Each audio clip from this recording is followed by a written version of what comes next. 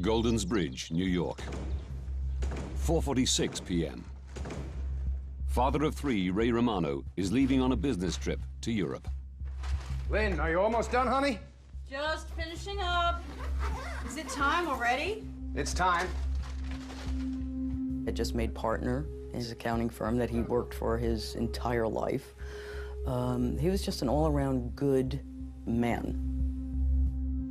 I'll see you next week. Please call. Of course.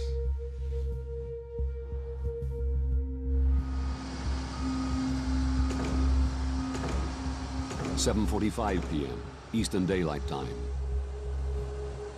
New York's JFK Airport. 215 passengers board Swiss Air Flight 111, bound for Geneva, Switzerland. Ray Romano is in row 9, near the front of the plane. Does he have a ticket? No. No? Is he gonna sit with you? Yes. That's okay then.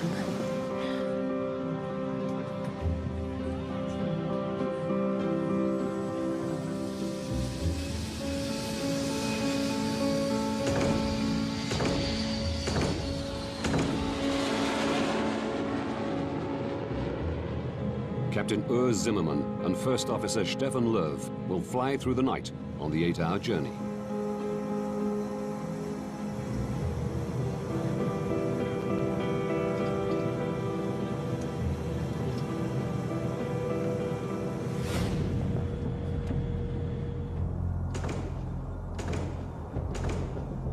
"52 minutes into the flight, Swiss Air 111 is cruising at 33,000 feet above the coast of Nova Scotia, Canada.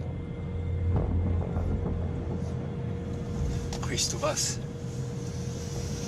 Ja, Mo, ich schmecke da schon etwas da. Aber auch nicht, wo das ist.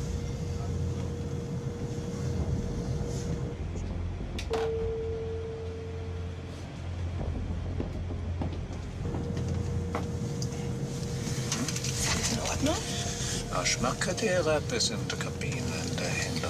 Ich kann hier drin riecht es etwas komisch, aber draußen in der Kabine gar nicht, nein. Nicht, gar nicht? Nein, gar nicht. Just air conditioning, huh? Yeah.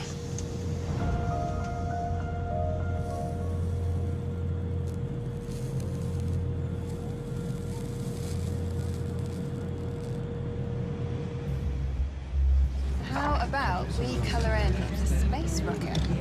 I'm going to just look for pink and purple. Thank you.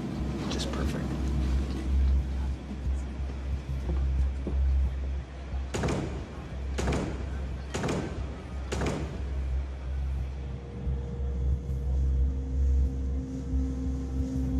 Irgendwelche Pläne für zu Hause? Wir können mal segeln an Zürichsee. Ah, super.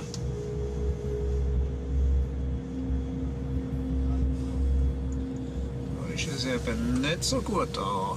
Hm? Schau mal da. Das ist gar nicht so gut. Captain Zimmermann decides to land and get the plane checked. Swiss Air 111 Heavy is declaring pan. We have smoke in the cockpit.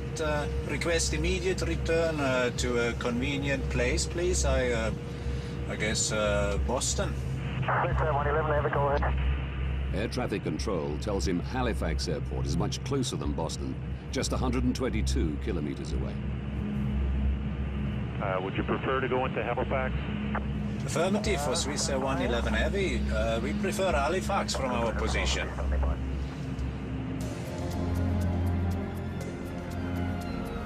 The airport prepares for an emergency landing.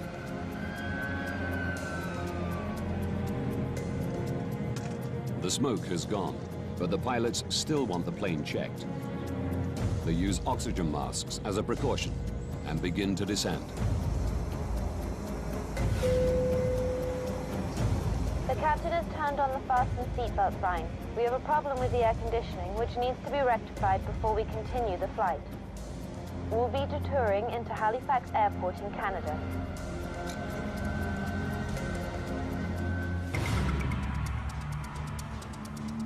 Moncton Air Traffic Control Center, New Brunswick. I had a quick look on my radar to see where the aircraft was and estimated that it was about 20 minutes away from the airport. It's Bill Pickrell's job to guide the plane safely into Halifax. It was going to be a fairly straightforward operation because they were lined up almost perfectly for a straight approach at that point. Swiss Air 111, good evening. Can I vector you to set up for runway 06 at Halifax? Yes, vectors for 6 will be fine, Swiss 111 heavy. Okay, it's a back course approach for runway 06. We're 30 miles to fly to the threshold. We need more than 30 miles. Swiss Air 111, roger, turn left, heading out 0130. The plane is too high to make it into Halifax on the first pass. As a general rule, at that distance from the airport, ideally the aircraft would have been down around 10,000 feet. In this case, they were approximately 20,000 feet or slightly above that. The pilots loop while they descend further. Swiss Air 111, when you have time, can I have the number of souls on board and the amount of fuel you have left? Roger, we must dump some fuel. Maybe do that in this area during descent. My reaction was to turn to my colleague and say, oh no, he has to dump fuel now, and then immediately look to see where it would be safe to do it and at the same time keep him close to the airport. Pickrell suggests they dump over the airport or detour further and dump over the ocean. The pilots choose the ocean. It'll be about 10 miles before you're off the coast. You're still within about 25 miles of the airport if you have to get to the airport very quickly. Okay, that's fine for us. Please tell me when we can start to dump the fuel.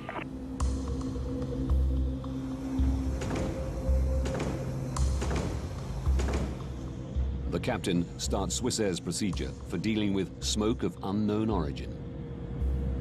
Captain, bus switch selected, confirm? He cuts unnecessary power to the cabin.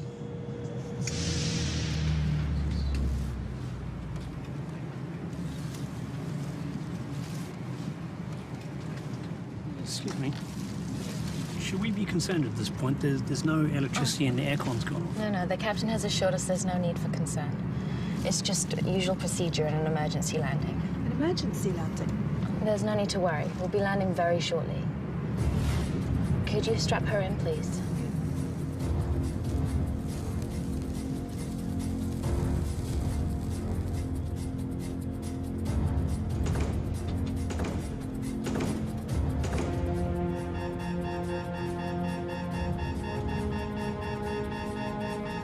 Wir haben den Autopiloten verloren.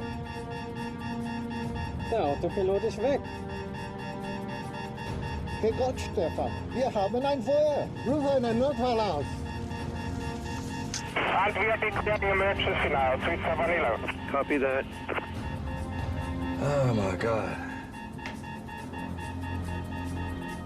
The aircraft is at least 6 minutes from the airport. In the background, I could hear a master warning tone to the pilots, and I had no idea of what that meant.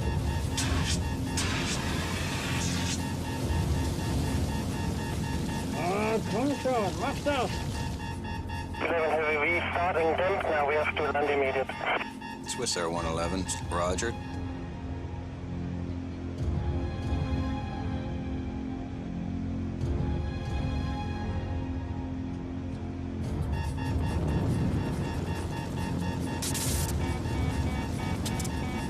Wir haben die Ausflugkontrollanzeige verloren.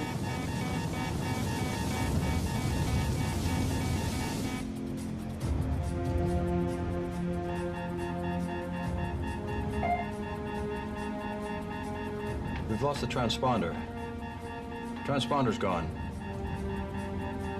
Come in, Swiss Air 111.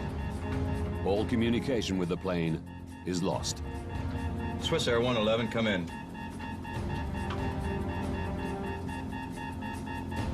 Air traffic controllers can now only follow its path on their radar. Swiss Air 111, come in.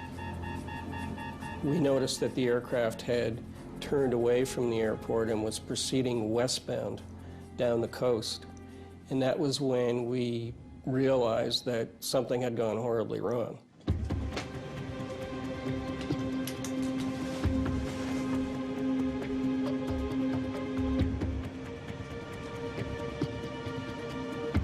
Jesus Christ.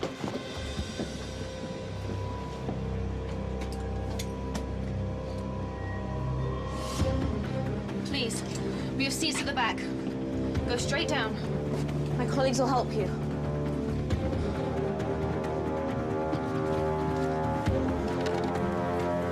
Smoking first class.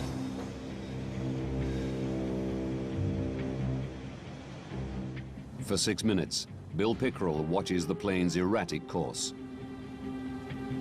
It was a very, very helpless feeling to just sit there and not be able to do anything about it.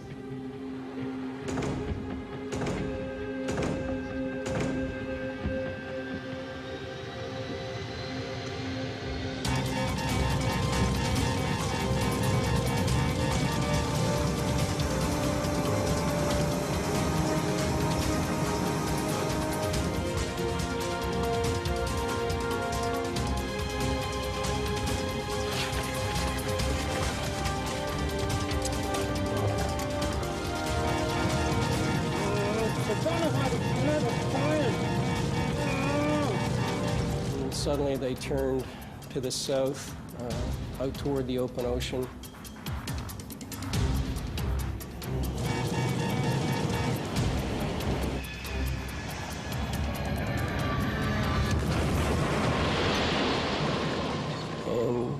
And the aircraft disappeared.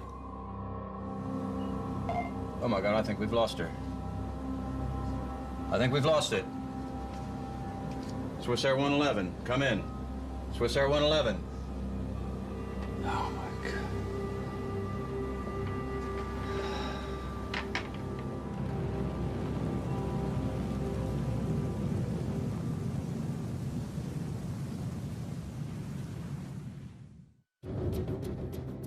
The last radar position of Swiss Air Flight 111 is 9 kilometers from the Canadian shore.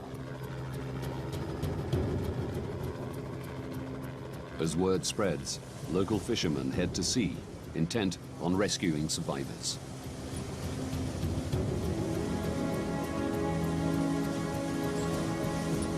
We think nothing of jumping in the boats in the nighttime and going and helping out as much as you can. And it was just a natural thing to do.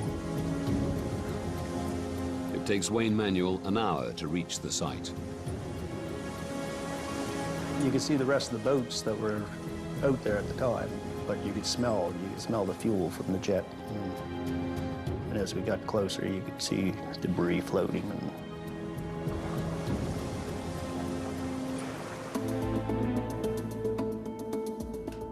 865 kilometers away, in Goldens Bridge, New York, Lynn Romano is catching some news.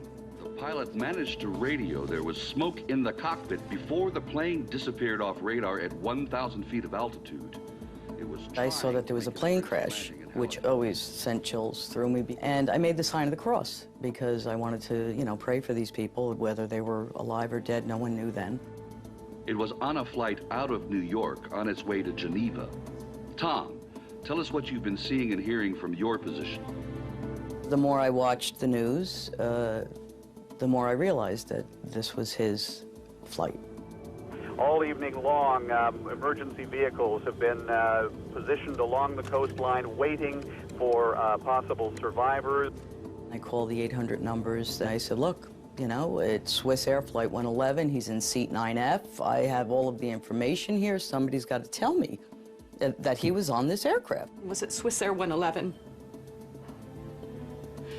I knew that it was the same aircraft.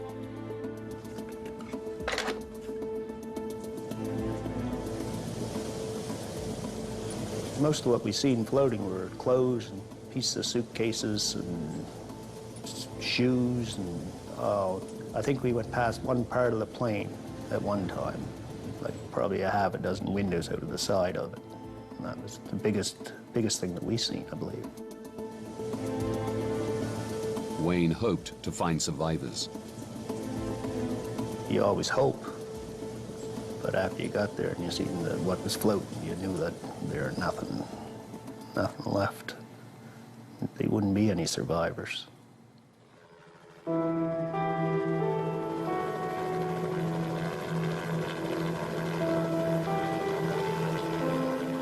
The devastating news is confirmed at daybreak. All 229 people on board Swissair Flight 111 have perished. They basically told me, you know, there were no survivors, and I really don't remember much after that. It felt like my whole soul was being sucked out of my body.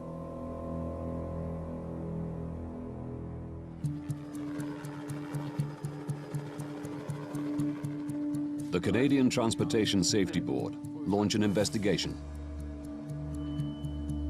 The deputy chief is Larry Vance. He has 31 years' experience as a pilot and 14 as an air crash investigator. His starting point is the tape from air traffic control.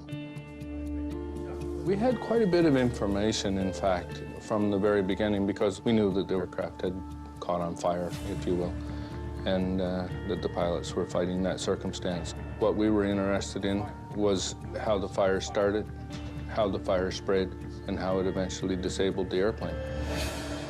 That's the key for us, was to answer those three questions.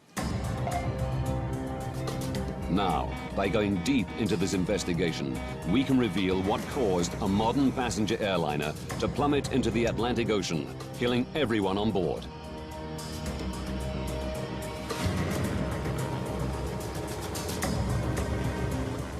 Before investigators can establish what caused the fire on Swissair 111, they must recover the wreckage. Over 20 agencies from Canada, the US, and Europe are drafted in to help. Personal effects and wreckage wash ashore along 200 kilometers of rugged coastline. You will find human remains. Can't tell you how to deal with it, just deal with it and get on with the job. Only one body is found intact.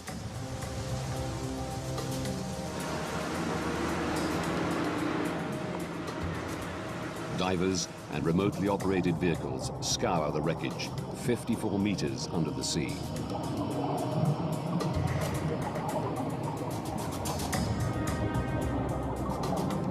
It was very critical for us to try and recover the black boxes, because that's where you get a lot of the basic information about what was happening in the cockpit. So we were very anxious to get our hands on those.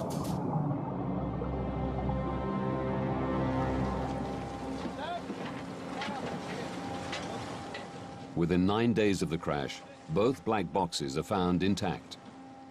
Do we see the emergency checklist for air conditioning smoke?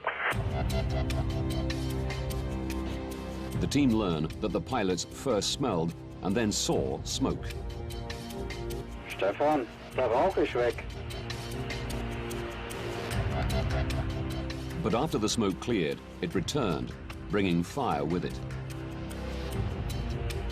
Swissair 111, check you're cleared to start the fuel dump.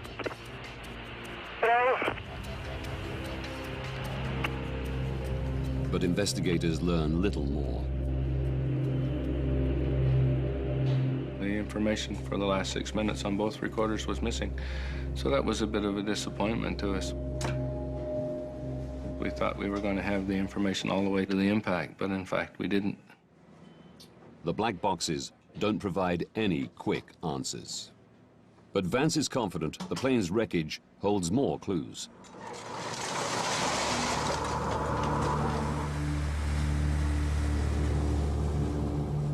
It takes months to retrieve the wreckage and personal effects.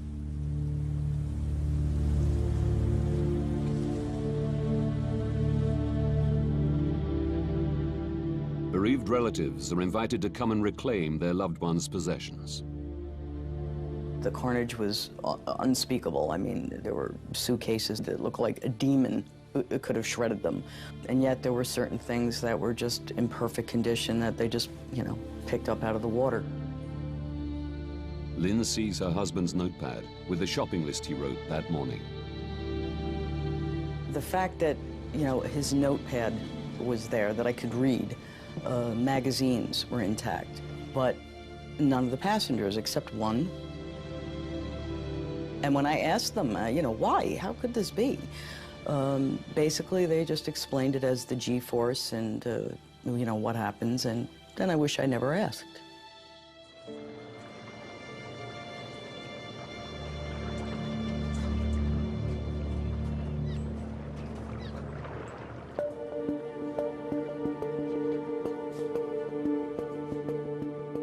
Eventually, 98% of the plane is recovered. But it's in over 2 million pieces. The difficult task of finding clues is made easier as the plane crashed not on land, but in water.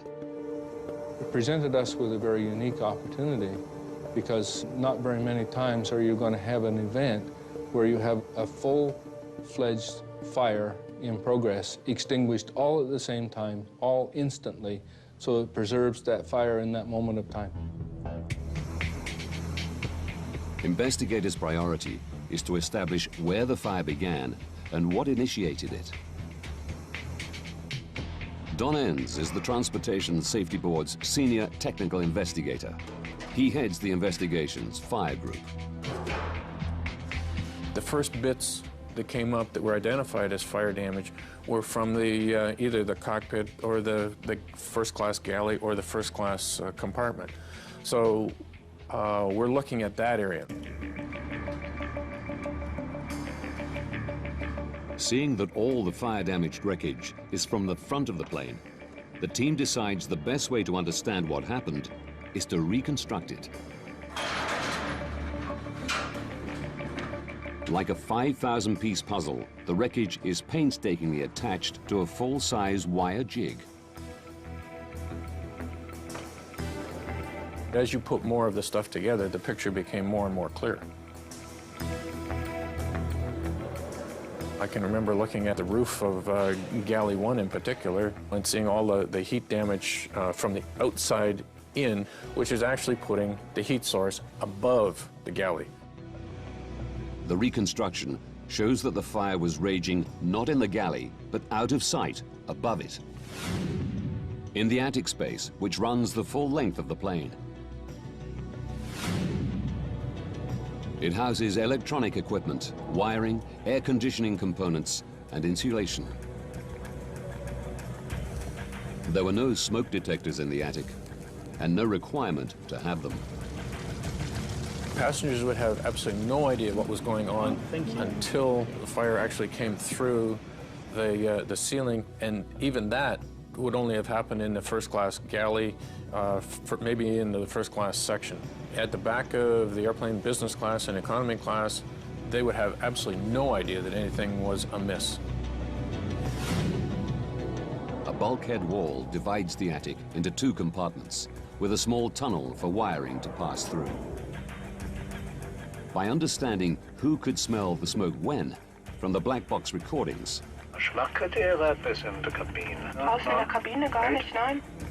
and by looking at the fire damage on the reconstruction, the team established that the fire started in front of the bulkhead, above the cockpit ceiling, where the pilots noticed the smell almost immediately.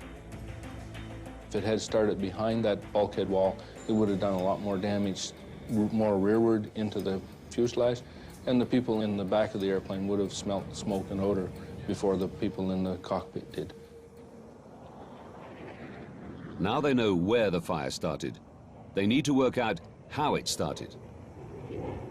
One of the things that we looked for, of course, was whether or not there was any criminal activity involved. Close inspection of some of the wreckage suggests there was. Very early on in the investigation, we started finding in what looked like buckshot from a shotgun shell. The little ball bearing things, they were everywhere. in the seats and the seat backs and so on. We're thinking, well, somebody's in the airplane shooting it up, you know, like what's going on here? They question whether the fire was part of a terrorist plot, where someone boarded the plane with a shotgun. Until they learn what was in the plane's cargo hold. It turns out that they were the little tips for ballpoint pens. Those little tiny roller things that they put in the end of a ballpoint pen. There were tens of thousands of those things.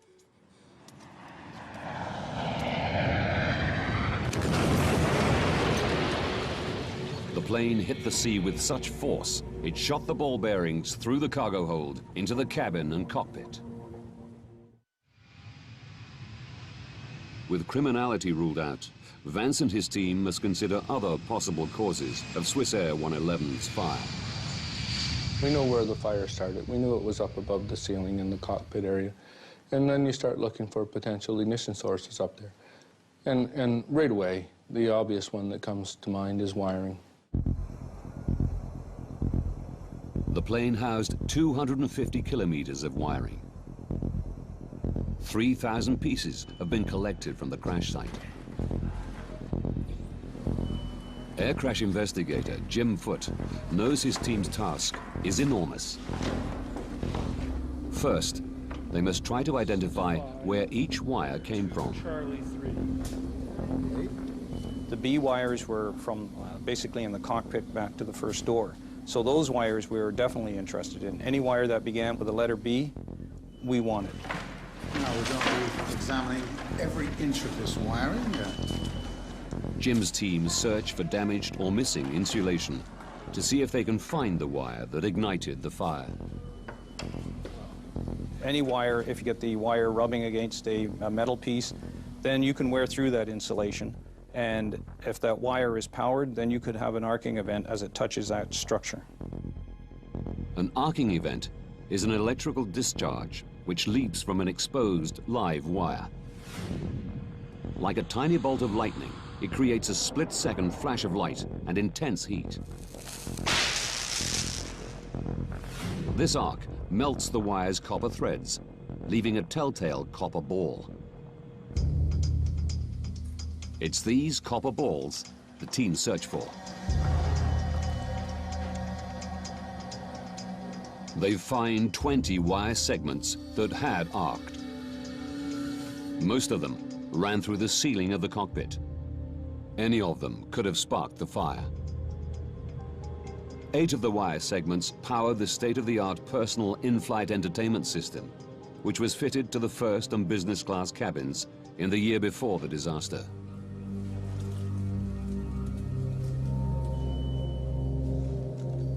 But despite extensive testing, investigators can't pinpoint which arcing event ignited the inferno. Quite disappointed with all the effort that we had put in, all the material that we had recovered, that we hadn't isolated ourselves down to the lead event arc. Analysis of the wiring comes to an end. Jim Foote is resigned to not finding the initiating arc. But as he packs up, he takes one last look at one of the arced wires from the in-flight entertainment system. He wasn't treating them quite as carefully as he had in the past, so he was opening up the ends that were all crumpled up. I started to unravel these wires. Lo and behold, I found a second arc mark on the same phase as one of the other ones that we already noted. Larry? Have a look. I knew these wires well enough, and Jim knew them well enough that when I looked through that microscope and I saw that tiny little arc, I thought, wow, that's it. We found it. Jim found it. To confirm that this is the arc that sparked the fire, they place it into a mock-up of the cockpit ceiling's wiring system. There's a lot of wires that come through the ceiling at that area, and they're attached to a metal bracket. What we think happened is that this wire chafed on this bracket. Planes are subjected to constant vibration as they travel at over 900 kilometers an hour. Investigators believe vibration caused the chafing. The wire's insulation became damaged, allowing the wire to arc on the metal bracket. We finally come to a conclusion in our own minds, almost instantly, to say that had to be it, because we knew from the positioning of those wires that where he had found that little arc was exactly where the fire had started.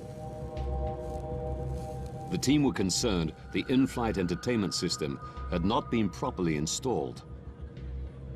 As a precaution, Swissair removed this non-essential system from its entire fleet.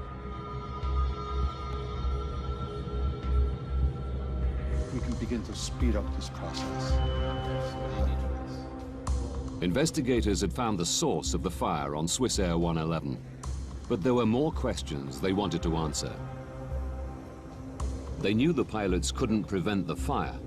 They needed to know whether they could have prevented the crash. As investigators, you have to say what circumstances were these pilots in that caused them to do what they did that led to the eventual loss of the aircraft. Vance and his team scrutinized the decisions they made in the minutes before impact. The black box recordings tell them that the cockpit filled with smoke and fire just moments after the pilots turned off excess power to the passenger cabins. One of the things that they ended up turning off is they turned off the recirculating fans, which are in the back, and that changed the whole airflow for the fire. These fans had drawn the blaze through the bulkhead, away from the cockpit area. Once switched off, the blaze changed direction. It just went like that. It changed just right off the bat.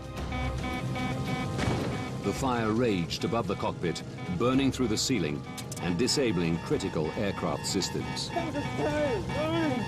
We took out almost all of the pilot's instruments that they used to control the airplane, to fly the airplane, to keep it upright, to know which way's up and which way's down. And these instruments all started to fail, all in and around the same time. The stricken plane was no longer flyable. But the pilots are not blamed for turning off the power to the passenger cabins. They were following Swissair's procedure for managing smoke of unknown origin. Ultimately, there was one critical decision the pilots made in the minutes before the crash, which attracted widespread criticism. There are still questions about whether the pilots took too long to try an emergency landing. Investigators say they turned towards Halifax, but then looped again over the sea to dump fuel. The pilots' choice to dump fuel added minutes to the flight. It was a procedure they could have ignored. Investigators want to know whether this detour cost the lives of the 229 souls on board. So what was our initial altitude? It was 33,000 feet. They calculate that for a direct approach to Halifax, the pilots should have started their descent at the moment they declared pan, pan, pan. But at this time, they didn't know that Halifax Airport was an option. Furthermore, a fully functioning plane would have needed 13 minutes to make the descent. Theirs was only flyable for 10. By the time they decided they were going to dump fuel, they weren't going to make it to Halifax anyway. They were going to crash somewhere. Their decision on whether or not to dump fuel did not make one iota's worth of difference as to whether or not they were going to live or die. Captain Urs Zimmermann and First Officer Stefan Löw are cleared of any responsibility for the crash of Swissair 111.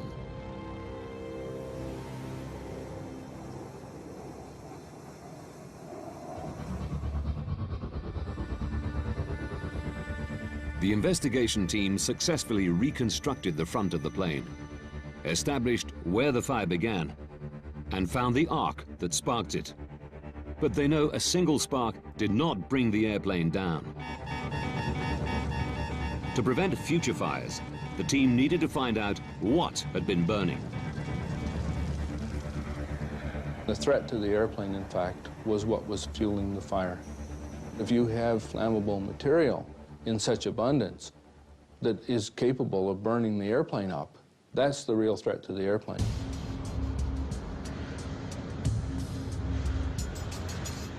All the materials in American planes have to pass the U.S. Federal Aviation Authority's flammability test before they can be used. But something in Swiss Air 111's attic was clearly very flammable. I can think of nothing in the areas that exist that would promote burning.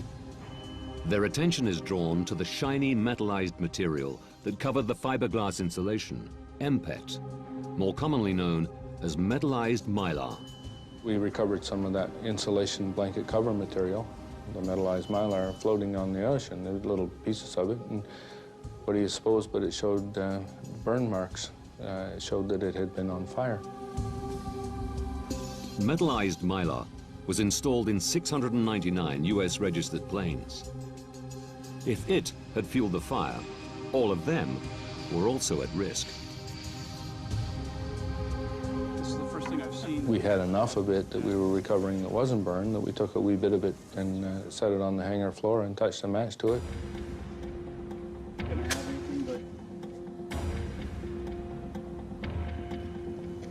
Oh my God, look at that. That's incredible. And what do you know, it burned like crazy, very flammable. And we thought, man, this airplane is full of that stuff. Vance is confident that metallized mylar fueled the fire on Swiss Air 111. Yes. We think we've come across what might be the problem. He immediately informs the US Federal Aviation Authority. It's caught fire. They had flame-tested metallized mylar more than 10 years earlier and passed it for use. One of the things that we did was to go back and look at the history of this metallized mylar to see if there had been previous opportunities to identify that as a hazardous material. And in fact, we found several events during which metallized mylar was on fire in airplanes. As a result of these previous fires, the plane's manufacturer, McDonnell Douglas, suggested metallized mylar should be stripped from all their aircraft. 4 years before the Swiss Air crash, the US Federal Aviation Authority had retested metallized mylar and found it was flammable. But they didn't ban it. The fact is that none of them had caused a loss of life. Had one of these previous accidents resulted in a number of fatalities, if you had a body count, then they may well have reacted differently. The FAA now had a body count of 229. Again, they tested the metallized mylar, subjecting it to much more realistic in-flight fire conditions. It failed. The FAA gave US airlines 4 years to strip it from their planes. We know that we got results because we had blood on the water. There were a number of people did, and then people paid attention to it, and then we were able to move forward with our safety message and have it accepted.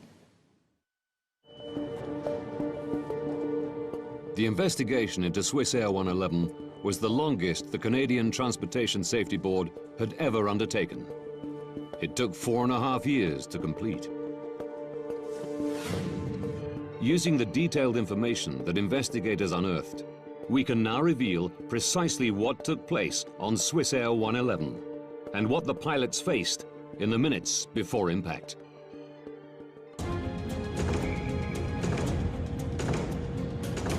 "21 minutes to disaster. A wire in the attic arcs, igniting metallized mylar. The pilots smell something strange, but think it's an air conditioning problem. 18 minutes to disaster. Seeing smoke, they decide to land and head towards Halifax. 16 minutes to disaster. Air conditioning fans suck the attic fire towards the back of the plane. This clears smoke from the cockpit. 11 minutes to disaster.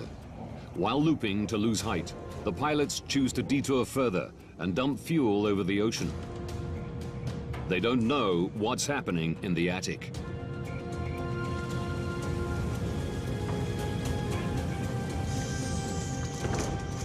Eight minutes to disaster. The captain cuts power to the cabin.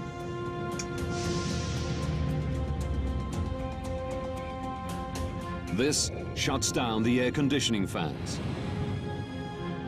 allowing the inferno to rage directly above the cockpit. 7 minutes to disaster. The blaze destroys the autopilot system, forcing the pilots to fly manually. Only now do they realize the enormity of the problem. Investigators suspect Captain Zimmerman fights the fire, leaving First Officer Lerv to fly the stricken plane. 6 minutes to disaster. The fire disables the flight displays, communications with air traffic control, and the black boxes. In the searing heat, First Officer Lerv struggles to keep control. But the plane is no longer flyable.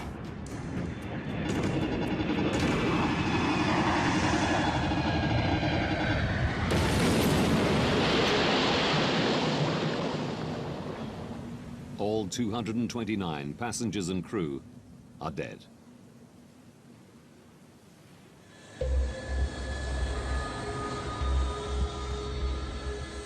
To ensure against further loss of life, Canada's Transportation Safety Board made recommendations. Many have been adopted globally by the aviation industry. They suggested that procedures for dealing with smoke of unknown origin be radically rethought.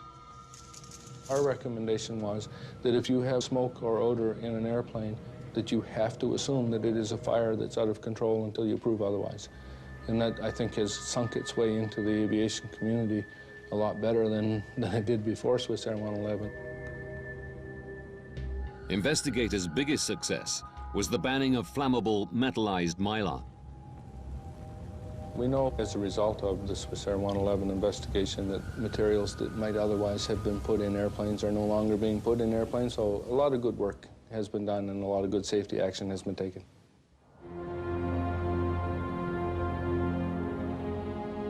While metallized mylar is no longer used in Western countries, airlines in some developing countries have not been persuaded to remove it from their planes. Lives are still at risk. The next steps to make air travel safer may only be taken after another tragic incident.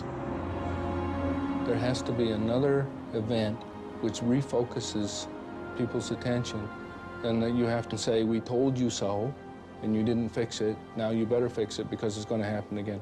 You cannot make people make change unless they feel a liability.